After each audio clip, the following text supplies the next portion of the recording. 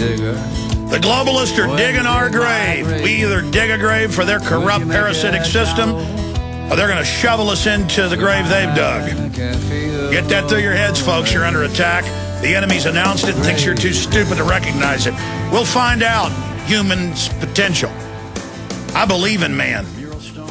I believe in humanity with God's help. James, we're almost out of time. I look forward to having you back up for a full hour future. I'll probably just put you up and you can come on and do the show, and the first time test it out, maybe co-host with Aaron Dykes, another great guy we're getting lined up who co-hosted for 30 minutes a few weeks ago. But I'm just honored to have you on. Tell us about some of your latest reports on eugenics, the Rockefeller Foundation documents about sterilant vaccines. That was one of your latest reports I saw, and some of the other reports you're working on. Yeah, that's Sorry about that. Well, we're just testing your Skype and has a few problems, but go ahead. Tell us about some of the other projects you're working on. As you mentioned earlier, I've got Reportage, my book, coming out later this year, and I've been promising it for a while now, so I better get on that. But I've almost got that done, and I've got video reports coming out on a weekly basis. I've got Sunday Update. It's my weekly news series. I've got New World Next Week that I do with James Evan Pilato of MediaMonarchy.com, where we go over 3 news stories every week. And I've got a new series called The Last Word, and I've already done The Last Word on Overpopulation and The Last Word on Terrorism. So that's up on my YouTube channel, youtube.com/Corbett Report.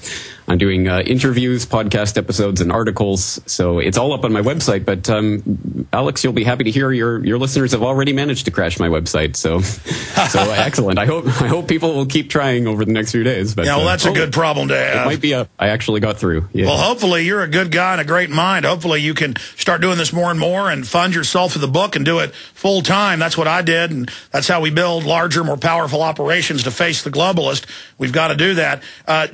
James, tell us about some of the other reports you've done in the past, the things that you're focusing in on.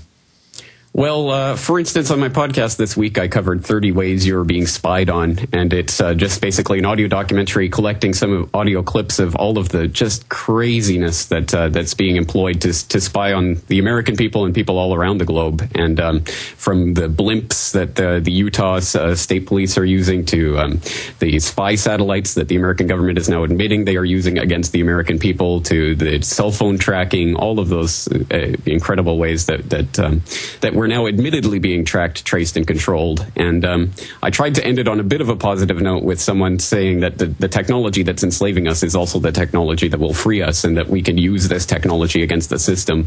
And I think that's something that people need to take to heart as well, because absolutely it's important for people to realize that we can use this technology against the system that's trying to use it against us. And to what extent we can do that and whether we'll ultimately win is up in the air. But I'm hoping that we can organize some sort of resistance that's more meaningful than just some rioting or turning over cars, because as we know, the system is set up and geared towards violent revolution, but they're not geared towards the revolution of the mind. And if we light the fire in the minds of men and spread that around the world, there is nothing that will stop free humanity. Yes. Lighting fires in the minds of men. Beautifully said. Here's an example of them throwing the control grid in our face. Here's the New Yorker magazine. A new article just out yesterday.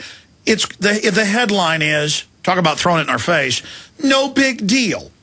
But Google may have promoted a contest to kids to get their social security numbers. I'll read that again. No big deal. Kind of like in Pennsylvania. No big deal. The school's watching your kids over laptops at home in the shower. No big deal. The school told them themselves, oh, we're doing it.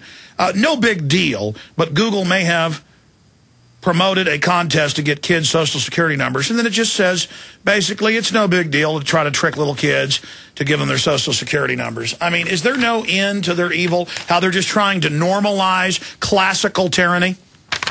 Unfortunately not, and it was one of the Google CEOs, I think it was Eric Schmidt, I can't remember, but he said that Google's all about going up to the edge of the creepy line and then not crossing it. But of course we know they don't just like to go up to the creepy line, they like to pole vault over it and see how far they can get.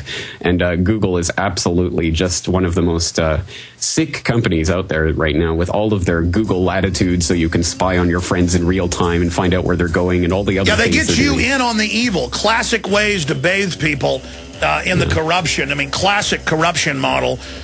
scientifically carried out. It's an NSA, CIA front, as is Microsoft on record. We were kooks talking about it a decade ago, 6 years ago. Now it's mainstream news. James Corbett, amazing interview. We'll talk to you again soon.